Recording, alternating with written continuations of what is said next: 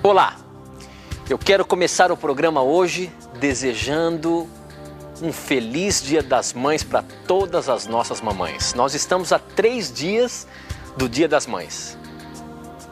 E mãe é uma coisa que a gente precisa, a gente ama muito. E sabe que Deus comparou o amor dele com o amor de mãe? Olha, no capítulo 49 do livro de Isaías tem um texto clássico da Bíblia que fala exatamente isso. É o capítulo 49, o verso 15 do livro de Isaías diz o seguinte: será que uma mãe pode esquecer do seu bebê? Será que pode deixar de amar o seu próprio filho? Mesmo que isso acontecesse, eu nunca esqueceria de você. Deus aqui compara o amor dele ao amor de mãe. Porque pode uma mãe se esquecer de um bebê? Existe uma mãe que não ame o seu filho? Deus está dizendo isso se houvesse. Mas agora, nos dias em que nós estamos vivendo, eu começo a pensar diferente. Quantos acontecimentos nós estamos vendo aí de mães que têm abandonado seus filhos em latas de lixo? Mães que têm jogado seus filhos em rios? O que é isso? Será que o amor de Deus pode ser comparado nos nossos dias com o amor de uma mãe? Nessas mães que nós estamos vendo aí, eu acredito que não. Agora, será que este esfriamento do amor não é algo que estaria previsto em nossos dias? Esta e muitas outras indagações e questões você vai saber agora, pois está no ar, Na Mira da Verdade.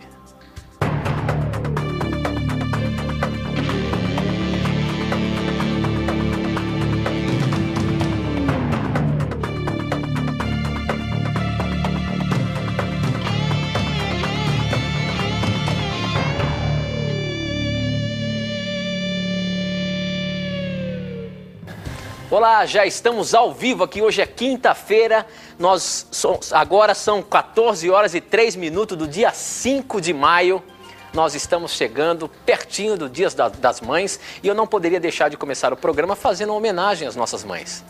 A você, minha mãe, um beijo muito grande desse seu filho aqui que te ama muito.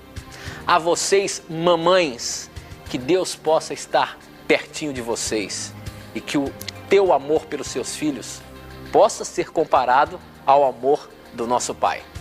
Vamos começar, professor Leandro Quadros, dando boa tarde para você. Como é que vai, professor? Graças a Deus, Tito, estou muito bem. Estou contente porque estamos ao vivo aqui na quinta-feira também com os nossos amigos. Quero mandar um abraço, Tito, também para 2 mães muito especiais que eu tenho, né? 3, na verdade. A minha querida mamãe, que Deus abençoe a ela.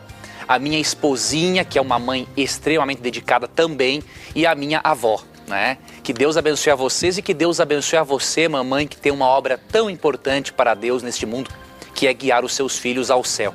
Faltou falar da sogra aí, hein, professor? A sogra, rapaz, ixi Maria, rapaz, e agora eu falo da sogra ou não falo? Um abraço também para a minha querida sogra, né? Porque sem ela eu não teria a minha esposa, e um abraço para as minhas cunhadas também. Olha, eu acho que eu não esqueci de mais ninguém, né? Senão eu vou apanhar quando chegar em casa. Eu tenho um abraço também aqui, Tito, para Everton e os amigos que moram na cidade de Souza, na Paraíba. Eles acompanham o programa e o Everton é um tuiteiro seguidor do Na Mira. Um abraço para o Everton e um abraço também para Dr. José dos Santos Pedroso, Mogi Guaçu, São Paulo. Muito obrigado pelo seu contato. Deus lhe abençoe, é um prazer tê-lo também como nosso telespectador. Muito bem, professor. Bom, eu também não posso deixar de mandar um abraço para minha esposinha, para minha sogrinha, né? A gente tem que aproveitar aqui, né, professor? Nós estamos chegando perto do Dia das Mães, tem que mandar um abraço carinhoso, um beijo muito carinhoso para vocês. E para sua sogra também. Não, já falei aqui, minha sogrinha, já falei, rapaz. Não esqueci não. Eu cobrei você porque eu já estava lembrando da minha, tá vendo? Mas é isso aí. Bom, nós começamos o programa falando sobre um texto clássico que apresenta o amor de Deus, que compara o amor de Deus com o amor de mãe. Esse texto de Isaías 49, versinho 15, é muito claro. Deus está comparando o seu amor. E ele diz ainda que mesmo que acontecesse do amor de uma mãe se esfriasse, ele jamais esqueceria de nós, seres humanos. E é isso que acontece, essa é uma promessa de Deus. Ele jamais esquece de você. Agora, a gente tem percebido, visto os jornais, de que muitos acontecimentos com mães abandonando seus filhos, tem crescido cada vez mais esse tipo de acontecimento. Por que acontece isso? Será que nós estamos vivendo em um mundo onde que o amor já não tem mais valor? Será que isso seria indício do fim dos tempos? Professor Leandro Quadros. Vamos, meu amigo. Como que a Bíblia pode apresentar pra gente esse tipo de acontecimento? Veja Será bem, que o amor de uma mãe está se esfriando? Será que o amor da humanidade está se esfriando? E isso está profetizado ou não, professor? Tito, por incrível que possa parecer para muitos amigos, telespectadores, realmente a Bíblia, ela já afirmava isso com cerca de 2000 anos atrás. Olha. A Bíblia apresenta o esfriamento do amor como um dos sinais da volta de Cristo.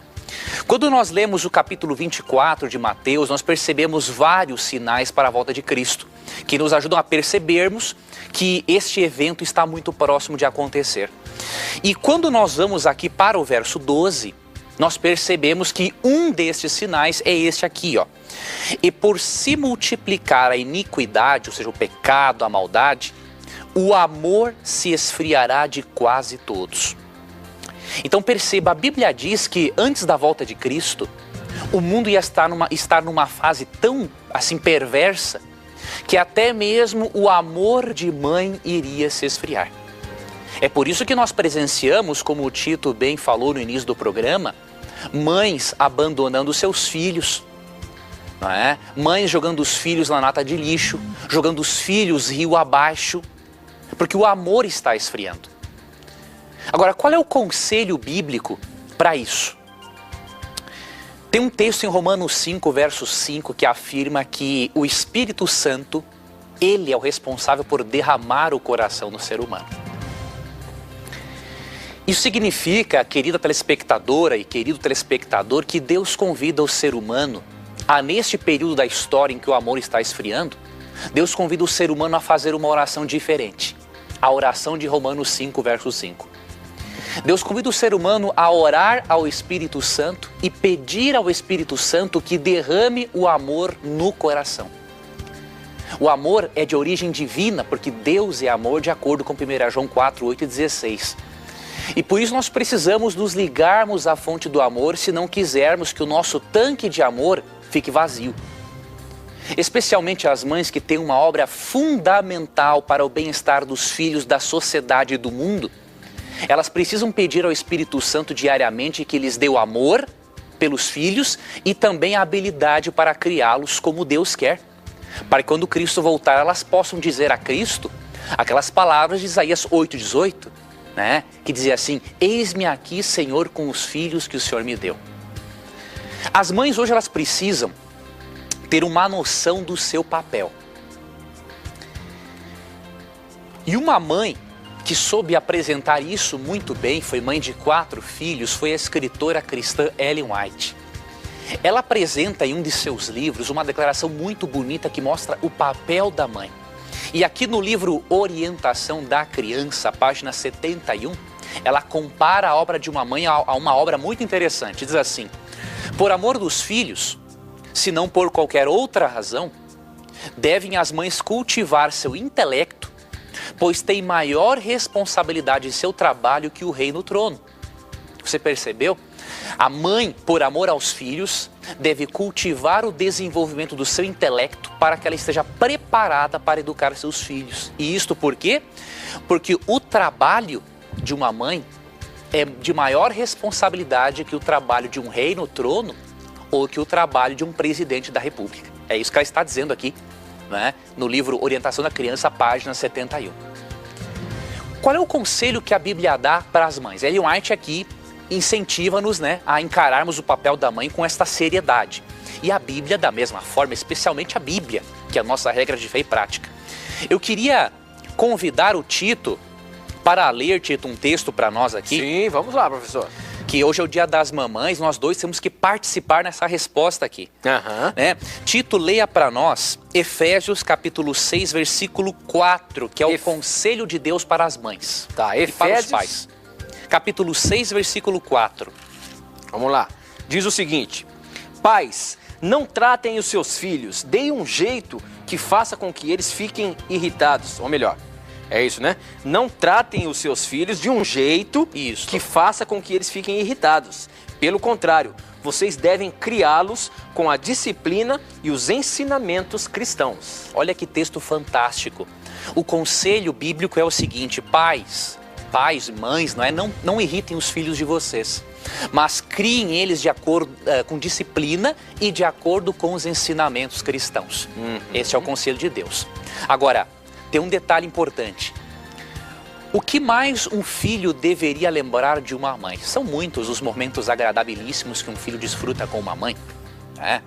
Se você não tem mais mãe, ou se você não teve a mãe que gostaria, tenha certeza de que Deus, por ser o Pai Celestial, cujo amor é comparado de uma mãe, Ele pode suprir a sua falta de amor primário, de amor de mãe, né? De acordo com Isaías 49:15, né? Mas aqui tem um texto muito bonito em 2 Timóteo 1:5, que nos mostra o que mais chamava a atenção do apóstolo Paulo na mãe e na avó de Timóteo. E isso deve ser também o que mais chame a atenção das pessoas para você, mamãe. Diz assim 2 Timóteo 1:5: pela recordação que guardo da tua fé sem fingimento, a mesma que, primeiramente, habitou em tua avó Lóide e em tua mãe Eunice, e estou certo de que também em ti. Paulo lembrava dessas duas mulheres, mães, pela fé que elas apresentavam, a fé pura, sem fingimento. Fé que elas haviam transferido para Timóteo, que foi um grande pastor, um jovem pastor, a quem Paulo dirigiu muitos conselhos e amou muito. Agora, eu não poderia finalizar essa resposta sem dar um conselho para os filhos. Em Efésios capítulo 6, versículo 2 diz o seguinte, verso 1: filhos, obedecei a vossos pais no Senhor, pois isto é justo. Honra teu pai e tua mãe, que é o primeiro mandamento com promessa para que te vá bem e sejas de longa vida sobre a terra. Filhos, a Bíblia orienta-nos a obedecermos nossos pais, só que no Senhor. Obedeça a seus pais, respeite seus pais, abrace a sua mãe, diga para ela o quanto ela é importante enquanto ela está viva. Muitos deixam para dizer a uma mãe que a amam quando ela morre, aí não adianta mais. Aproveite a sua oportunidade hoje, fale para sua mãe o quanto ela é importante para você. E se você já perdeu sua mamãe, não tenha dúvidas de que, de acordo com a Bíblia, em 1 Coríntios 15, 51 a 55, haverá a ressurreição dos mortos na volta de Cristo. E se você se preparar para a volta de Cristo, você terá a oportunidade de encontrar a sua mãe quando Cristo voltar. Tá? Se apegue à promessa bíblica e creia, né, que você, mãe, tem um papel fundamental, um papel insubstituível. Porque você, especialmente, além de ser insubstituível, você é a representante de Deus na terra, para que os filhos possam expressar diante da sociedade o caráter que você está incutindo neles. Muito bem, professor. Bom, nosso programa está apenas começando. Para você participar do nosso programa é fácil. Se você tem uma dúvida bíblica, se você tem uma dúvida religiosa, alguma coisa que você tem dúvida em relação à Bíblia, vamos supor, ou alguma coisa que você não concorda em determinada situação de religião, ou alguma coisa que te incomoda e que você gostaria de saber o que a Bíblia fala sobre isso. Não tenha preconceito. Pergunte o que você quiser. Para perguntar, basta mandar um torpedo SMS para 12 9156 6972. Você manda o seu torpedo, seu SMS, ele chega na hora aqui pra gente e a gente coloca na mira da verdade. Ou então acesse o nosso blog. O nosso blog é novotempo.com/na mira da verdade. Lá você vai ver que o programa, dizendo assim à direita, que o programa está ao vivo e você pode mandar a sua pergunta ali que ela chega na hora também. E temos ainda uma equipe de pessoas que estão aqui prontas para atender a sua ligação, se você preferir.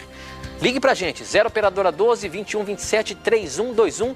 Mande a sua pergunta por telefone, que também ela é enviada aqui online pra gente, tá bom? Então essas são as formas de você participar. Além disso, você pode seguir a gente através do Twitter. O nosso Twitter é twitter.com/na mira da verdade. Mande a sua pergunta, siga a gente e daqui a pouquinho eu vou colocar algumas perguntas interessantes aqui do Twitter que nós já estamos tendo, viu, professor? Mas não sai daí não, nós vamos para um breve intervalo e a gente volta já já.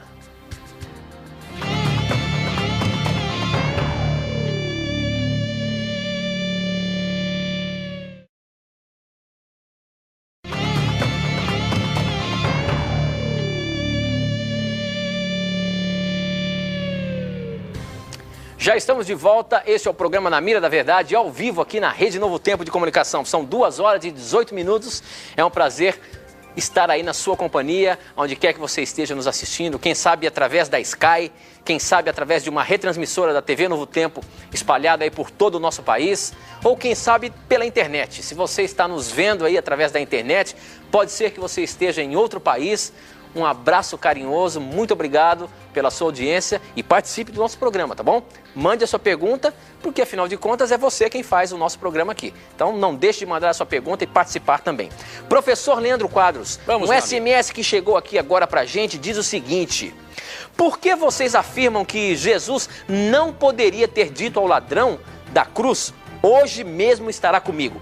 Por que não é isso? Por que vocês inventaram aí que tem uma vírgula aí? Isso é verdade mesmo? Tem uma vírgula aí? Ou Jesus afirmou que o ladrão estaria com ele naquele momento? Como é que fica essa questão, professor? Certo. Realmente, se você lê o texto à primeira vista, você não pode provar onde se coloca a vírgula, né, para mudar o sentido do texto. Mas eu vou apresentar para você razões bíblicas que mostram que o ladrão não foi para o céu naquele dia da morte dele, e nem muito menos Cristo. Aqui em Lucas 23, que é o texto citado, Lucas 23, né, capítulo 23, versos 42 e 43, Cristo afirma assim: o ladrão falou assim para Cristo quando estava morrendo: Jesus, lembra-te de mim quando vieres no teu reino. Jesus lhe respondeu: em verdade te digo que hoje estarás comigo no paraíso. Se nós colocarmos a vírgula aqui, ó, em verdade te digo que, vírgula, hoje estarás comigo no paraíso, a ideia de que naquele dia o ladrão arrependido iria para o céu com Cristo. Agora, se a vírgula mudar de lugar, em verdade te digo hoje, vírgula, estarás comigo no paraíso, muda o sentido do texto. Naquele momento em que Cristo estava sendo crucificado, ele prometeu que um dia o ladrão arrependido estaria com ele no paraíso. Agora, como que eu posso provar que a vírgula deveria ser depois da palavra hoje? Pela própria Bíblia. Nós temos que fazer 2 perguntas para interpretarmos esse texto. Biblicamente, o ladrão arrependido foi para o céu naquele dia? E outra pergunta, Cristo foi para o céu naquele dia? 2 textos vão responder para nós e eu vou ler rapidamente. O primeiro deles é João 19, 31 a 33, que afirma o seguinte: então os judeus, para que no sábado não ficasse os corpos na cruz, visto como era a preparação à sexta-feira, pois era grande o dia daquele sábado, rogaram a Pilatos que se lhes quebrassem as pernas e fossem tirados. Os soldados foram e quebraram as pernas ao primeiro e ao outro que com ele tinham sido crucificados. Chegando-se, porém, a Jesus, como vissem que já estava morto, não lhe quebraram as pernas. O que esse texto está dizendo? Que o ladrão arrependido e o outro que não se arrependeu, eles não morreram naquele dia. Se eles tivessem morrido, os soldados não teriam quebrado as pernas deles. Era costume judeu, para não deixar o corpo de um criminoso na cruz, quebrar no dia de sábado, né? Eles quebravam as pernas do indivíduo e deixavam ele jogado ali embaixo. Agora, por que eles quebravam as pernas? Porque o indivíduo estava vivo. Como Cristo estava morto, diz o verso 33, João 19, não foram quebradas as pernas de Cristo. Então, se o ladrão, biblicamente, o ladrão não morreu naquele dia, para que ele fosse para o paraíso daquele dia. Então pense comigo, de que maneira ele iria para o céu com Cristo no mesmo dia se ele não morreu? E outro texto que é importante você analisar é João 20, 17, que o próprio Cristo afirma depois da ressurreição dele o seguinte: não me detenhas porque ainda não subi para meu Pai. Como que Cristo iria para o céu na sexta-feira com o ladrão arrependido, se depois, no domingo, ele disse que ainda não havia ido para o céu? Você percebeu? Nós não podemos interpretar Lucas 23, 42 a 43 sem analisarmos esses aspectos e levarmos em conta que aquela palavrinha, em verdade te digo que, o que não existe no original grego. E, portanto, para nós entendermos um texto difícil, precisamos recorrer a outros textos mais fáceis para entendermos a mensagem da Bíblia. A Bíblia ensina, de acordo com o Salmo 6, verso 5, 115, 17, 13, verso 3, que a morte é um sono e que a pessoa tornará a estar consciente quando Cristo voltar, isso de acordo com 1 Tessalonicenses 4, 13 a 18.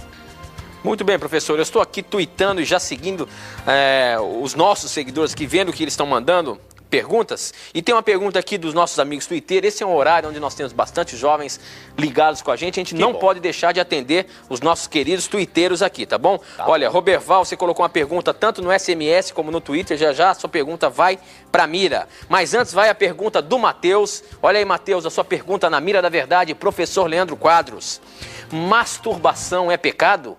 Por que que é pecado, professor? É ou não é? E se for, por que que é pecado? Certo, a Bíblia apresenta um princípio de Deus para a satisfação sexual, para o alívio da tensão sexual. E aqui diz em 1 Coríntios 7, verso 9, eu até vou ler aqui na Nova Versão Internacional, que é uma linguagem, diríamos assim, mais jovem, não é? Para os nossos jovens, 1 Coríntios 7, 9, vai nos dar uma resposta sobre essa questão da masturbação, né? 1 Coríntios capítulo 7, versículo 9, diz assim: mas se não conseguem controlar-se, devem casar-se, pois é melhor casar-se do que ficar ardendo de desejo. Olha o que Paulo está dizendo aqui, né? Diz que se a pessoa não consegue controlar seus desejos sexuais, é melhor que ela se case, né? É melhor se casar do que ficar ardendo de desejo. Então, a forma de Deus para o alívio das tensões sexuais é o sexo dentro do casamento. E você percebe lá em Gênesis, né, 2,18, que quando Deus fez Adão, ele falou assim: não é bom que o homem esteja só. Ou seja, o ser humano não foi feito para ter prazer sexual sozinho, porque o sexo é o momento em que a pessoa se completa e se une emocionalmente com a outra, com o seu cônjuge. Então é neste momento é que há a verdadeira satisfação sexual, né? Então Deus não quer realmente que o ser humano pratique a masturbação. Agora, é claro, isso não significa que Deus não vai amar você porque você pratica isso. Deus quer é que você, na sua caminhada cristã, vá adquirindo forças dele para você vencer este hábito, para que você direcione a sua sexualidade ao seu cônjuge, né? Então, de acordo com esse princípio, e levando em conta que o sexo é algo para ser partilhado com a pessoa que amamos no casamento, a masturbação não é considerada correta, é um pecado sim, né? Então Deus prefere que você se prepare para um casamento. E se você tem dificuldades, porque alguns jovens têm a dificuldade da masturbação compulsiva, isso é o indício de que você tem algum buraco emocional na sua vida. Se a cada momento que você se sente nervoso, tenso, ou triste, ou solitário, você tem que recorrer à masturbação, é importante você procurar um psicólogo, um bom psicólogo cristão, que oriente você e mostre qual é a origem desse seu buraco emocional, para que você possa resolver esse problema. E não busque a fuga na masturbação, no sexo ilícito, nas drogas, na bebida e tudo mais. Muito bem, professor. Bom, tem uma outra pergunta aqui, deixa eu só pegar aqui no Twitter, eu estava vendo uma outra já para adiantar, mas essa vai ter que procurar aqui na Bíblia e eu vou colocar depois. A questão é a seguinte, quem mandou essa aqui foi o... Onde é que está aqui agora? Rapidinho. Rapaz, sumiu que bom que recebemos muitas perguntas aí, Tito. Twitter não para, ó, aqui não para de vir as perguntas, mas está aqui, do Roberval. A pergunta do Roberval. Roberval, sua pergunta está na mira, preste bem atenção. Em Apocalipse, nós até falamos no programa passado, mas vamos reforçar isso aqui, em um outro esquema. Em Apocalipse, mulher sempre é comparado à igreja. Mas em Apocalipse 17, 18, ele é comparado a um país. O que é isso? Em Apocalipse, a igreja é comparada a a mulher é comparada a uma igreja ou a um país ou uma cidade? O que quer dizer esse texto? Ali, na verdade, em Apocalipse 17, né, a mulher ali, a igreja falsa, porque uma mulher pura, né, ela é comparada em Apocalipse 12 com a igreja cristã na sua pureza doutrinária. Então, o texto que ele está dizendo aqui é quando fala que a mulher é como se fosse Babilônia, é isso? Exato. Ali, a Babilônia, né, em Apocalipse 17, Tito, se refere que é uma mulher vestida de vermelho e tal. Isso, é uma figura de linguagem que a Bíblia usa para apresentar não a igreja apostólica na sua pureza doutrinária, mas a igreja medieval que corrompeu-se nas suas doutrinas. Né? Então, na verdade, essa mulher, essa falsa igreja, ela é comparada a uma espécie de um império por causa que ela tinha um poder governante naquele período medieval. Né? Mas não é uma contradição. Simplesmente, nessa linguagem, há um reforço, né, para mostrar a autoridade, né, de perseguição que aquela igreja falsa tinha naquele período da história. Ok, professor. Uma outra pergunta agora, essa aqui chegou por telefone, é o seguinte: se o demônio não é onipresente, como ele pode tentar toda a população mundial e ao mesmo tempo, considerando que hoje a população mundial é mais de 7 bilhões de pessoas? Professor, o diabo, ele é onipresente? Não é onipresente. Mas como é que ele atenta a todo mundo? Como é que nós vivemos em pecado e ele está aqui atentando todo mundo ao mesmo tempo? Isso é uma realidade ou não? Olha, tem um texto que esclarece essa questão. Aqui em Apocalipse capítulo 12, versos 7 a 9, nos mostra que o diabo não veio para este mundo sozinho. Então não é ele pessoalmente que fica tentando as pessoas. O diabo tem os seus agentes. E quem são? Diz o texto: houve peleja no céu. Miguel e os seus anjos pelejaram contra o dragão, que é o diabo. Também pelejaram o dragão e seus anjos. Todavia não prevaleceram, nem mais se achou no céu o lugar deles. E foi expulso o grande dragão, a antiga serpente, que se chama Diabo e Satanás, o sedutor de todo mundo. Sim, foi atirado para a terra e com ele os seus anjos. Quando você lê Apocalipse capítulo 5, verso 11... você percebe que o número de anjos que João viu em volta do trono de Deus são milhões de milhares de milhares. E uma terça parte desses anjos foram expulsas do céu com um diabo porque eles se rebelaram contra Deus. Então não tenha dúvidas de que há demônios de sobra para tentar as pessoas. Mas nós não precisamos temer isso, né? Porque aqui em 1 Pedro 5,8 é dito o seguinte: resisti-lhe, está falando aqui do diabo, resisti-lhe firmes na fé, certos de que sofrimentos iguais aos vossos estão se cumprindo na vossa irmandade espalhada pelo mundo. E no verso 7 convida ao ser humano a lançar as suas ansiedades sobre Deus. Então, nós podemos vencer o inimigo pelo poder de Deus.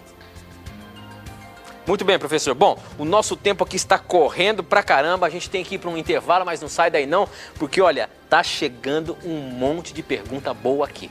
Você não vai perder ainda o que está para acontecer aqui no programa, tá bom? A gente vai rapidinho pro intervalo, mas a gente volta já já.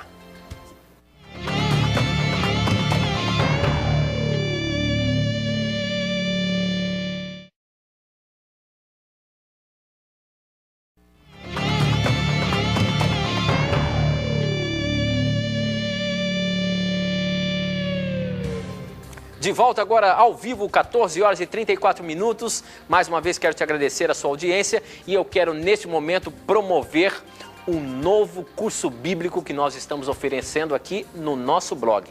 Esse curso bíblico foi preparado pelo professor Leandro Quadros e fala sobre o Espiritismo. Você quer saber mais sobre o Espiritismo? Você quer saber assuntos relacionados aos espíritos? Nós tivemos perguntas aqui agora e vou botar uma pergunta agora sobre isso. Será que na morte, os mortos se falam?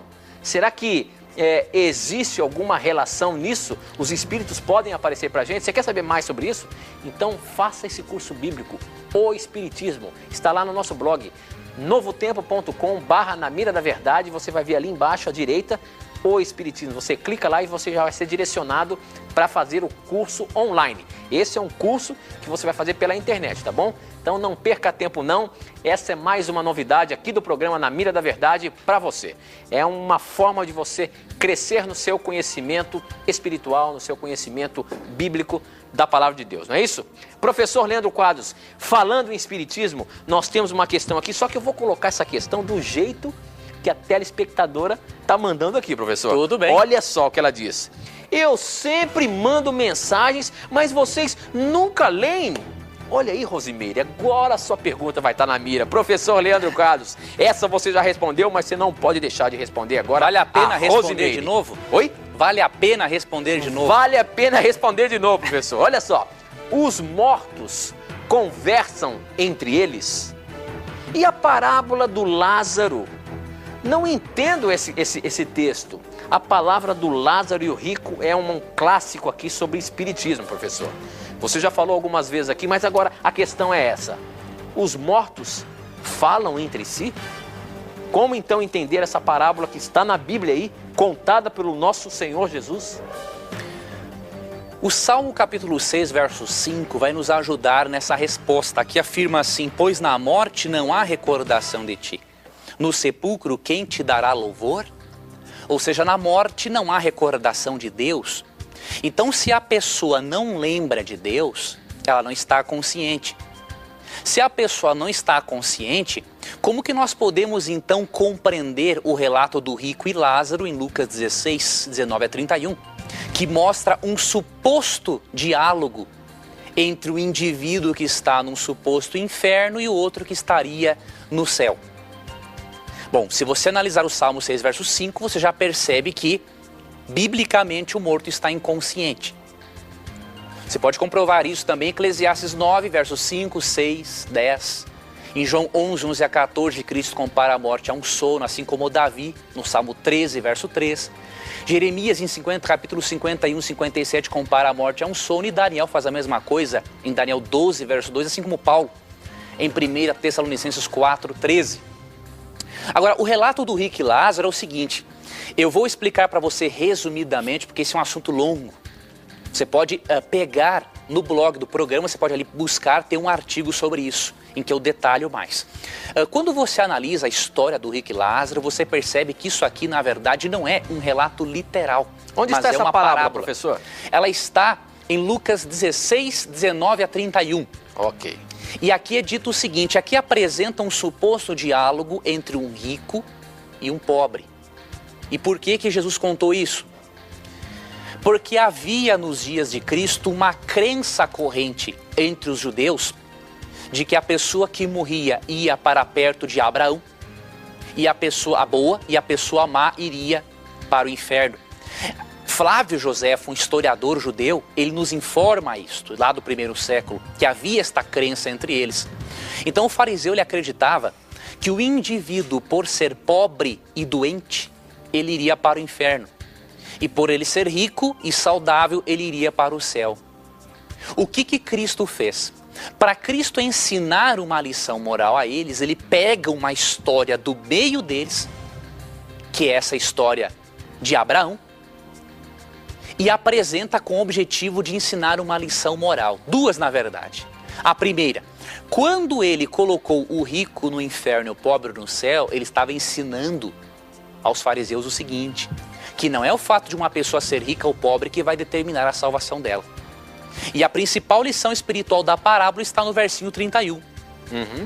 Se não ouvem a Moisés e os profetas, tampouco se deixarão persuadir, ainda que ressuscite alguém dentre os mortos.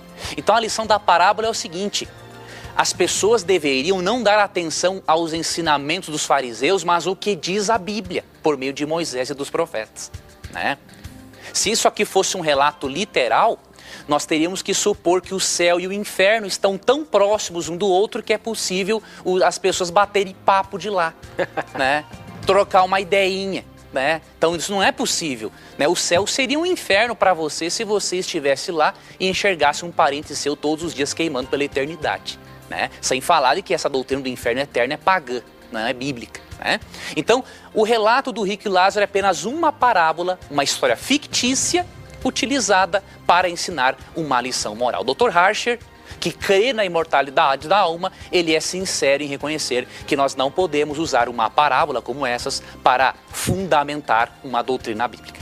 Muito bem, professor. Ainda continuando nessa linha do espiritismo, tem uma pergunta aqui que chegou da Doraci, ela é de Ameliópolis, é Presidente Prudente, né? Em São Paulo, ela diz o seguinte: sou mórmon e tenho muitas dúvidas sobre o batismo dos mortos.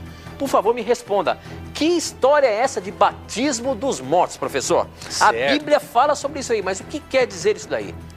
Olha, muito obrigado a Doraci, nossa querida amiga e telespectadora e irmã mórmon, por estar acompanhando o programa, viu? É uma alegria saber que os nossos amigos queridos mórmons também acompanham na Mira da Verdade.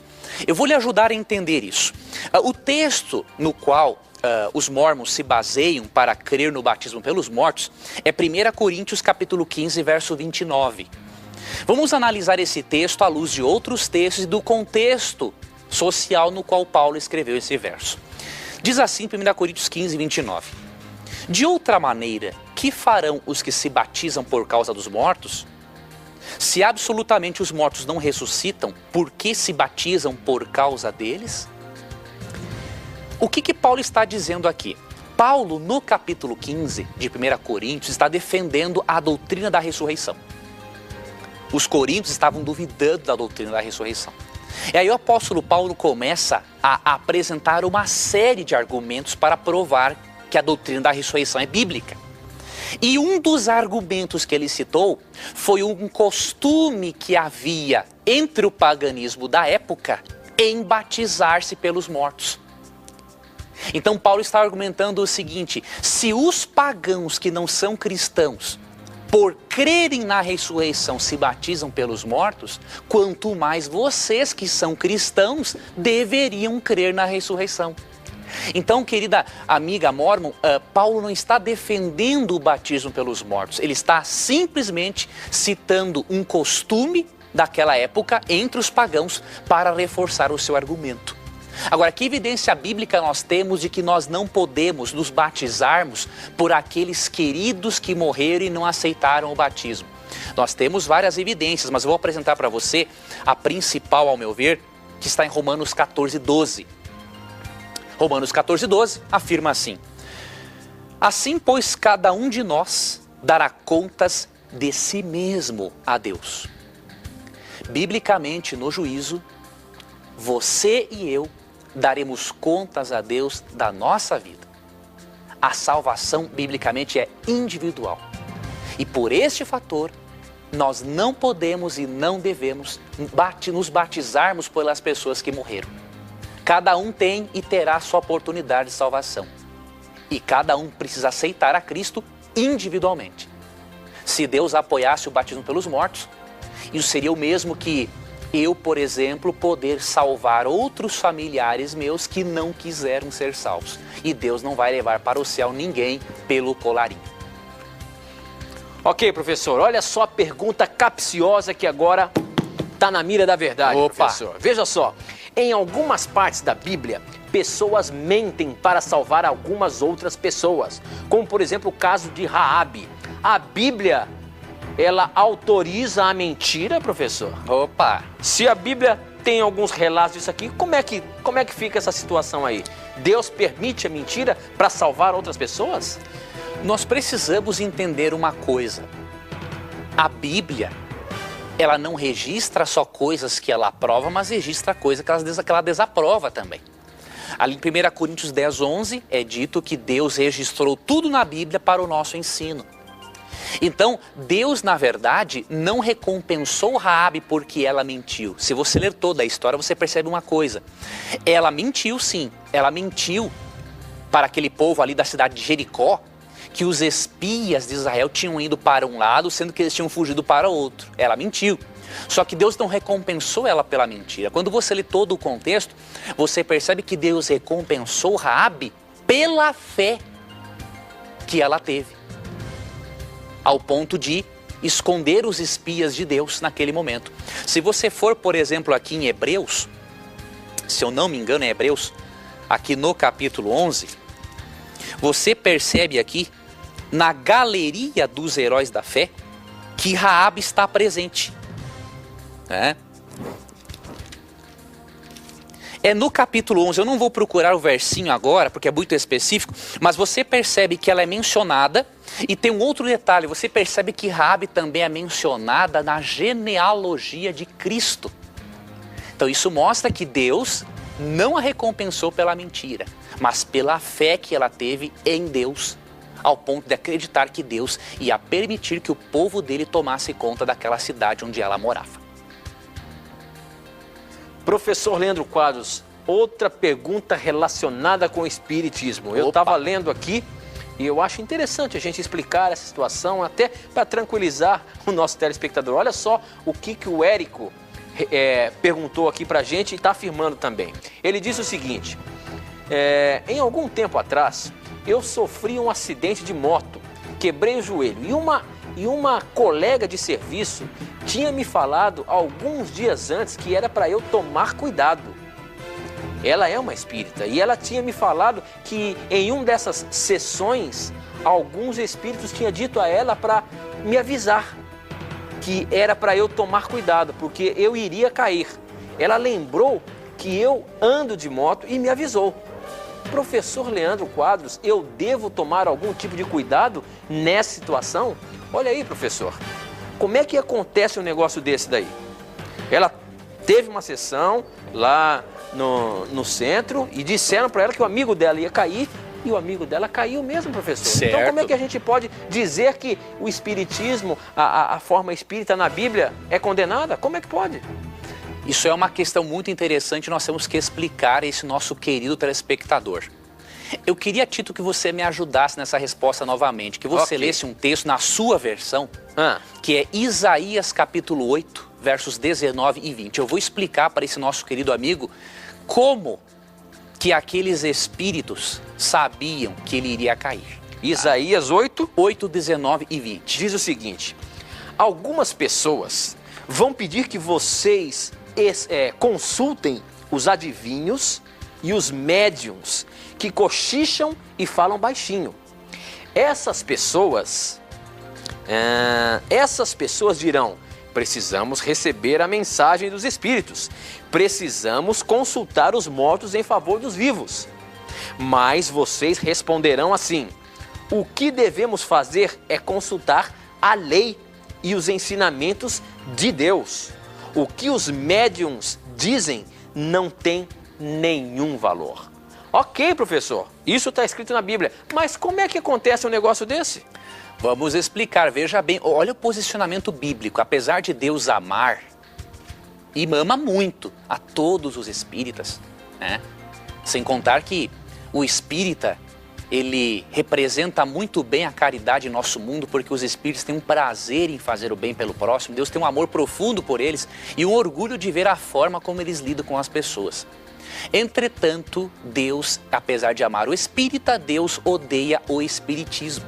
Mas como é que você pode provar isso aí na Bíblia, professor? Que Deus odeia o espiritismo? Você quer ver, Tito? Além desse texto que você leu, onde ali diz o seguinte: o que os médiums dizem não tem nenhum valor, e quando alguém convidar você para uma sessão espírita, você deve responder da seguinte maneira: não, eu consulto a Bíblia.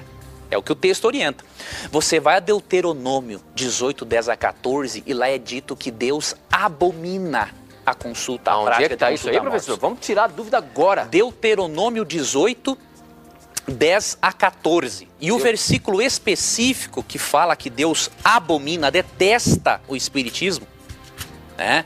Deuteronômio 18. Você pode ler, Tito, aí os versos 11 e 12. Que diz assim, ó: nem que faz despachos. Ou está dizendo anteriormente que deve estar falando algumas coisas, né? Nem que faz despachos, nem os que invocam os espíritos dos mortos. O Senhor Deus detesta os que praticam essas coisas nojentas e por isso mesmo está expulsando da terra esses povos, enquanto vocês vão tomando posse dela.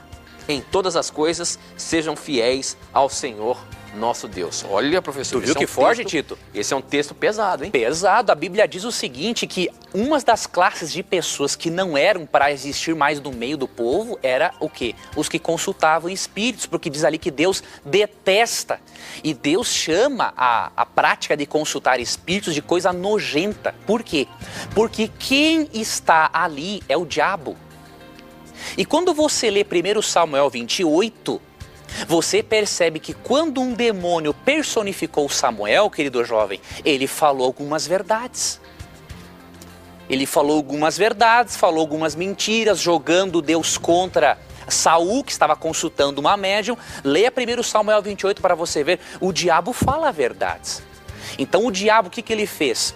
Ele, através dessa sessão espírita, ele mostrou algo que iria acontecer. Não que ele é um sabe-tudo do futuro, mas o diabo, ele analisa certas coisas e percebe o que pode ou não acontecer, ele chuta, né? Então, o que acontece? Ele comunicou para você esse fato com o objetivo de fazer o quê? Você acreditar no espiritismo ao invés de acreditar na palavra de Deus, como diz Isaías 8, 19 e 20. Então, de acordo com esses textos e com 1 Samuel 28, nós sabemos que quem apareceu para aquela moça, por mais sincera que ela seja, foi um demônio. E que ele tentou enganar você através do espiritismo.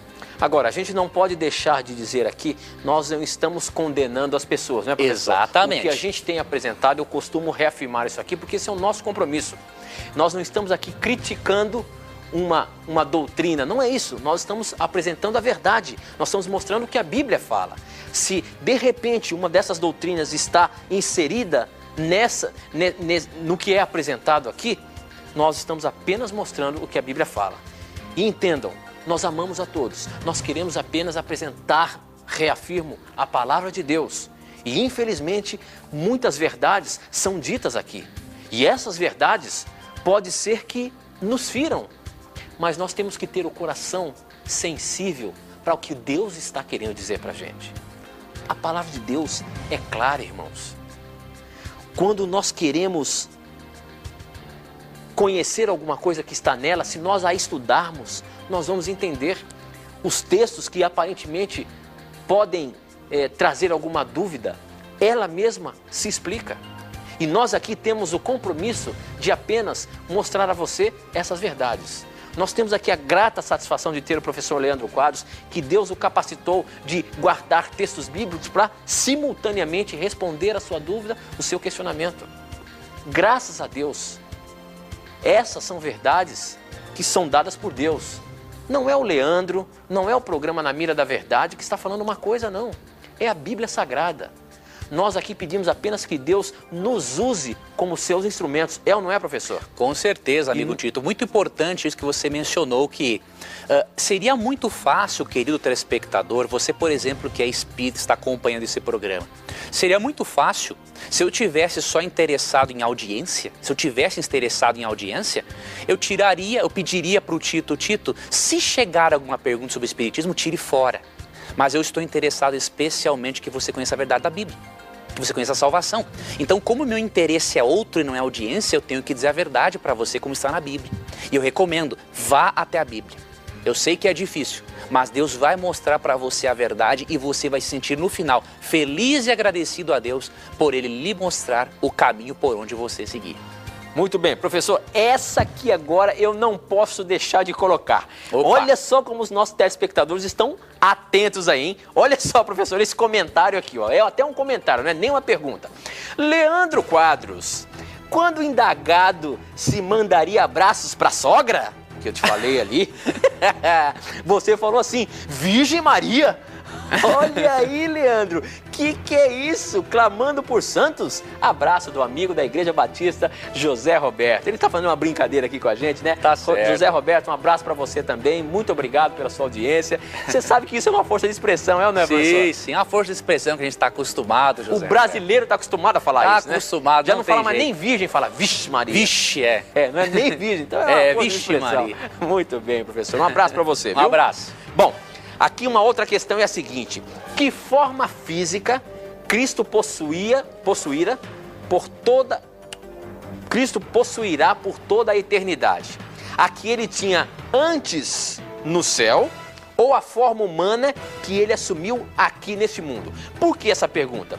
A gente sabe, estudando a palavra de Deus ali, a gente percebe que o ser humano, quando foi criado, eu acho que ele tinha mais de 3, 4 metros de altura. Quando Jesus veio aqui, depois de 4.000 anos, mais ou menos, a forma humana já estava degradada. Correto, professor? Certo. Ou seja, os seres humanos já não tinham mais aquela altura de Adão, por exemplo. Exatamente. Agora, Jesus veio aqui e se tornou carne. Qual vai ser a forma corpórea dele no céu, professor? É uma pergunta interessante. Interessante. Tem um texto bíblico aqui, que é Filipenses 3, 21, que ao falar de Cristo afirma assim: o qual transformará o nosso corpo de humilhação para ser igual ao corpo da sua glória. Bom, a primeira informação: o nosso corpo na ressurreição, quando Cristo voltar, será semelhante ao corpo glorioso de Cristo. Agora tem um detalhe: quando você lê Mateus 26, 29, Cristo dá aqui uma informação interessante que pode nos ajudar nesse aspecto. E digo-vos que desta hora em diante não beberei deste fruto da videira até aquele dia em que o hei de beber de novo convosco no reino de meu Pai.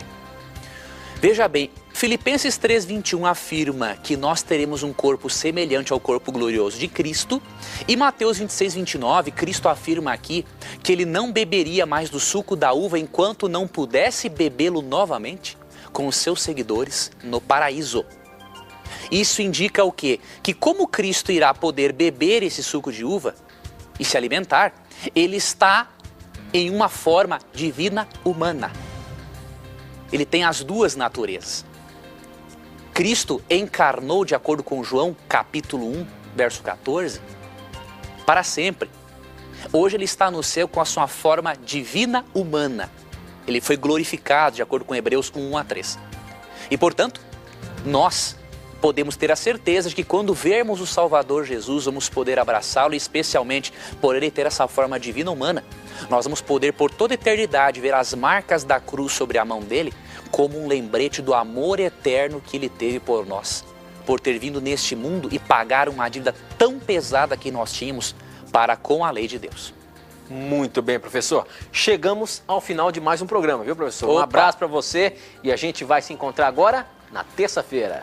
Exatamente. Um abraço, Tito, a você. Muito obrigado pela companhia. Agora, queridos amigos, eu darei uma passadinha rápida do Twitter para responder algumas coisas que ainda ficaram. E lembre-se, sempre que você tiver a coragem de perguntar, este livro aqui precioso terá a coragem de lhe responder. Um grande abraço. Como você sabe, todas as suas perguntas no nosso programa sempre estarão na mira da verdade. Até o nosso próximo encontro. Tchau!